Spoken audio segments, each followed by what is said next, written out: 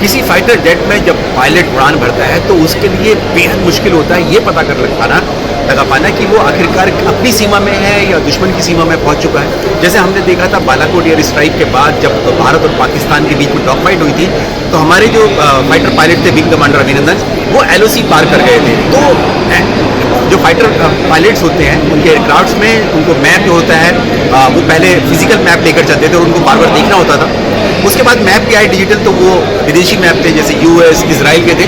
लेकिन अब भारत ने, HAL ने, हिंदुस्तान एरोनॉटिक्स लिमिटेड ने अपने खुद के डिजिटल मैप्स तैयार कर लिए हैं जो हमारे फाइटर जेट्स में लग सकते हैं, हमारे फाइटर एयरक्राफ्ट का इस्तेमाल कर सकते हैं। एवियोनिक्स जो एक्सपो चल रही है राजधानी दिल्ली में, उसमें ऐसे ही इंडिजिनस डिजिटल मैप जनरेटर जो है जिसे हम DMG कहते हैं वो तैयार किया है। अब ये जितने भी हमारे फाइटर एयरक्राफ्ट नए आएंगे और जो हमारे पास पहले हैं जिनको अपग्रेड किया जा रहा है, उन सब में ये डिजिटल मैप जनरेटर लगाए जाएंगे। और ये डिजिटल मैप जनरेटर जो है बताने के लिए आखिरकार किस तरह से तैयार किया गया, किस तरह से मदद करता है, हमारे साथ खुद HAL डिज़ाइन के सीनियर मैनेजर हैं पुष्पेंद्र हैं, उनसे बातचीत करेंगे। पुष्पेंद्र, आपका स्वागत है। सबसे पहले तो ये बताइए कि डिजिटल मैप जनरेटर जैसे आपने पता चला है हम लोगों को कि हाल ही में बना, तो अभी हम किस एयरक्राफ्ट का इस्तेमाल करने जा रहे हैं और कौन कौन से में लगेंगे हमारे जो fighter jets. Digital map generator संपूर्ण स्वदेशी तकनीक से बना हुआ सिस्टम है और ये अभी सुखोई 30 MKI एग्जिस्टिंग और अपग्रेड के लिए है और साथ ही साथ जगुआर Daring 2 Daring 3 प्लेटफॉर्म के लिए भी है।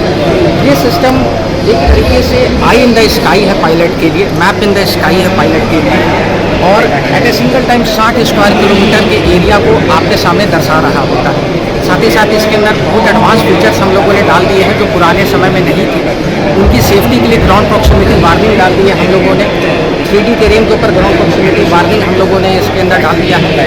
पायलट्स एक साथ ही पूरे साउथ ईस्ट एशिया का मैप आप इसके अंदर लोड कर सकते हैं और आप भूल जाए फिर से मैप लोड करना जब तक आप उस टेरेन से बाहर नहीं आ रहे हैं। साउथ ईस्ट एशिया का तो एरिया भी बहुत बड़ा होगा, उसका पूरा यहाँ पर दिखाई दे जाएगा। जैसे कि आप देख रहे हैं ये एरिया जो है, ये जैसे कि मैं आपको बता रहा था कि 3D टेरेन के ऊपर जो है ये ग्राउंड प्रॉक्सिमिटी वार्निंग इनेबल आप कर सकते हैं और आप फ्लाई करते हुए उन्हें दिखा सकते हैं कि ये बाकायदा पहाड़ी एरिया है, माउंटेन्स हैं और इस प्रकार से जैसा आप लाल में देख सकते हैं ये पायलट को दर्शाता है विजुअली कि आप अगर इस पर अपनी एयरक्राफ्ट की एल्टीट्यूड रखेंगे तो आप उस टेरेन से जाके टकरा सकते हैं। जो आप वार्निंग की बात कर रहे हैं, वार्निंग की बात, तो ये डिजिटल मैप, ये होता है डिजिटल मैप जिसमें वार्निंग दी जाती है पायलट के पास कि अब आप ज़्यादा करीब में ना जाएं, क्योंकि आपका प्लेन जो है बहुत करीब, जो माउंटेनियस रीजन है उसके बहुत करीब आ गया है, इसलिए आप थोड़ा सा उससे ऊपर रहें। तो खास करके जब आप हिमालयन रीजन में फ्लाई कर रहे हैं, असम के रीजन में फ्लाई कर रहे हैं, रात में फ्लाई कर रहे हैं जहाँ आपके सामने कुछ भी नहीं है,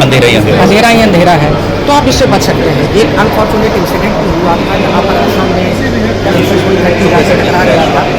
ये सिस्टम आपके सामने जब 3D टेरेन के साथ आप किसी भी इमेजेस भी हमने डाल दी हैं, इमेजेस भी है, आप बाकायदा किसी भी एरिया का इमेज लोड करके पायलट्स इसके अंदर डाल सकते हैं। स्ट्रेटेजिक लोकेशंस का जैसे आप देख सकते हैं कि एयरबेस का एक इमेज है और ये सारी चीज़ें आप लोड करके पायलट के लिए ज़िंदगी आसान कर देता है उसके कंसंट्रेटेड मिशन प्लानिंग और सेफ्टी के लिए।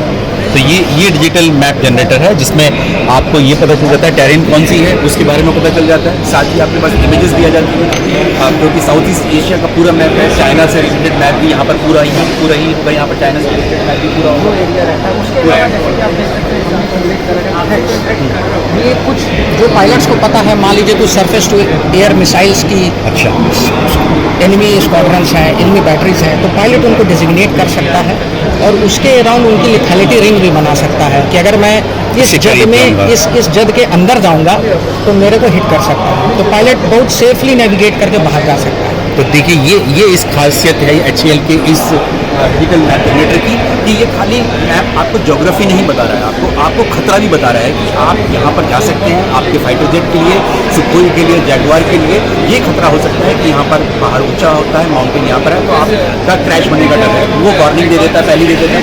दूसरा दुश्मन की जो एयर डिफेंस मिसाइल्स है कहाँ कहाँ पर लगाई गई हैं उसको भी इसमें जो है इंटीग्रेट कर दिया गया है। तो आपको पता चल जाएगा कि आपको उस एयर डिफेंस मिसाइल सिस्टम के करीब नहीं आना है, तो आप उससे दूर रह सकते हैं। और आप जब आप अटैक करने की पोजीशन में होते हैं तब आपको पता रहता है कि हमें यहाँ पर दुश्मन की एयर डिफेंस मिसाइल पर अटैक करना है, इतनी दूरी से करना है। तो ये सब खूबियाँ हैं इस डिजिटल लैब जनरेटर की जो HAL ने खुद तैयार किया है।